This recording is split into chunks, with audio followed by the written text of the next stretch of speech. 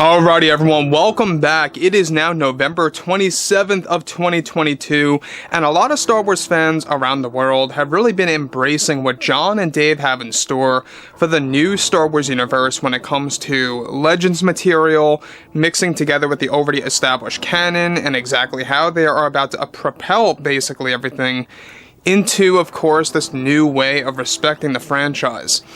This is Mike Zero. Make sure to subscribe if you are new to the channel for future Star Wars updates. Also, by the way guys, make sure to drop a thumbs up on this video to support the channel. I thank you all so very much for the kind support. It is greatly appreciated. Now, one thing about the franchise that a lot of fans have been very skeptical about is the revelations that Jon and Dave have in store, and a lot of tricks that they have up their sleeves right now. Now, as Jon and Dave have pointed this out multiple times, these revelations that are intended to be used in both Mando 4 and the Ahsoka Tano series are going to be geared towards characters like Grogu, Luke Skywalker, Din Djarin, etc.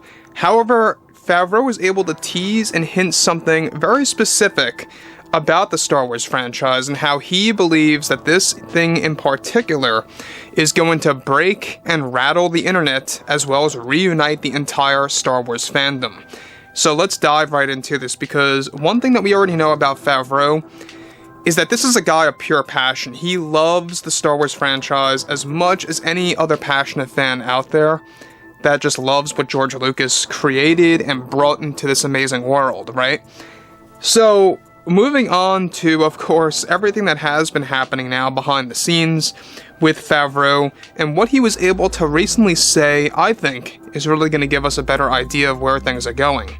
So, with Jon Favreau recently getting a big promotion over at Lucasfilm a couple of months ago, giving him more creative privileges over the Star Wars brand, Favreau was able to tease a couple of things recently that he believes is going to break and rattle the internet. Favreau went on to state the following to the fans: "It is in my best interest to create realistic revelations for the amount of series that myself and Dave are working on, and there is one specifically that I believe is truly going to break and rattle the internet. I know I say that too often, but I really believe it will, and it's going to have a lot to do with Din Djarin and his place in the galaxy by the time that we reach Season 4 of Mando. I believe that this revelation that we have planned for Din Djarin will not only break the internet and create discussions for years to come, but that it will also reunite the fandom in ways you would never imagine. We have some big plans on what Din is going to be capable of doing in Mando 4, and how his relationship and knowledge with the Force is going to play a very large role in that season. Without myself giving anything away, it's not what you think is going to happen with Din Djarin." Let me pause right here for 1 second. Now, we talked about this about 2 months ago, about one of the storyboard illustrations being complete for Mando 4 and finalized for the script that involves Luke Skywalker teaching Din Djarin on how to use the Force in order to master the ability of using the Darksaber, just as Tar Vizsla did. Now, I believe what Favreau is absolutely 100% alluding to has a lot to do with what we talked about a couple months ago, about that storyboard in particular, that is going to make Din Djarin the modern Tar Vizsla. And you know what? They already had, a breadcrumb dropped in the Book of Boba Fett episode 5, I believe it was, when he meets the Armorer, and he talks to the Armorer about the Darksaber. She actually goes on to say that the one who created the Darksaber was Tar Vizsla, who was both a Mandalorian and a Jedi. Created the Darksaber, wielded the Darksaber, and mastered the ability of it all. Now, as you can see, without a lot of people thinking too closely, of course, that really went over a lot of people's heads, that could have very well been foreshadowing of what Din is about to become in Mando 4, as Jon is hinting at here, that there is a big revelation coming our way for Din Djarin, his relationship to the Force, and where it's going to bring him, and how it's also going to involve the relationship of Luke Skywalker, right? So, with that being said too, let's move on to the next segment here, because obviously this is where things begin to really pick up and get even all the more engaging, alright? Now, he goes on to say, we are creating a story on how we can grow the characters of both Din and Luke equally in the franchise, and where it can lead us into a possible season 5 and 6 if Mando 4 proves to be successful. My plan is to end the series by season 6 if all goes well.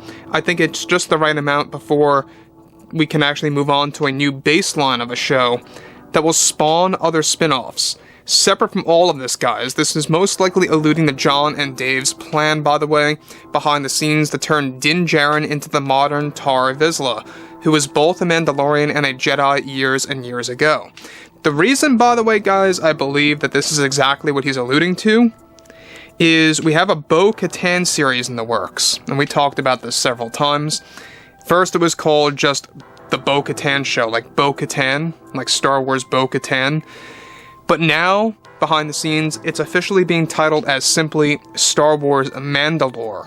They want to keep that overall, I guess you could say, sound of the brand intact. You know, Mandalorian, Mandalore, whatever have you. But in Star Wars Mandalore, it's going to have a back and forth format, kind of like Godfather Part 2. It's going to feature one character in present time and another character in the past. In this scenario, Bo-Katan will be treated like Michael Corleone, like in the present. Then Tar Vizsla will be treated like the past tense character years and years ago. Now, what I like about Tar Vizsla is he's a very mysterious character. We know little to nothing about him, specifically of what's been told to us in live-action shows, but we will be learning more about that in Star Wars Mandalore, which, by the way, they want to get that out by 24 and or 2025. Katie Sackhoff is already signed on for that show. John and Dave are very much excited for it because it's going to connect to a potential Mando 5 and 6. Again, if Mando 4 proves to be successful in 2024, Star Wars Mandalore is going to be the follow-up to that. So, coming after Mando 4, if that makes sense. So, overall, this whole link between Luke and Din and how he's about to master the Darksaber and how there is going to be some kind of conflict between Din and Bo-Katan, not necessarily them being rivals, not necessarily them being villains, but they are going to have a conflict with each other, not just in Mando Season 3, but also in Mando 4 and in Star Wars Mandalore. So there's a lot of things coming our way, and I think that John and Dave really are going to nail it, because let's face it, when you're creating a story, you always need a conflict. You always need some kind of conflict, and sometimes, to spice things up a bit, you gotta create conflict between two different allies. And they kind of did that in the Marvel Cinematic Universe with Civil War. It made things a lot, very much interesting, right? Different. They're kind of aiming toward that in a very light way in Mando 3. We'll talk about that a little bit more in the weeks to come.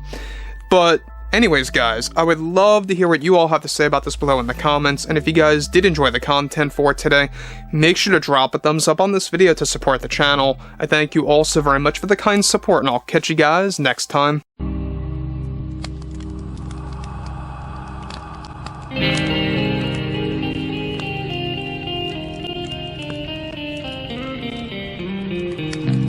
Gun in hand, we are alone again, no hiding. From night to moon, we hear them moans again, no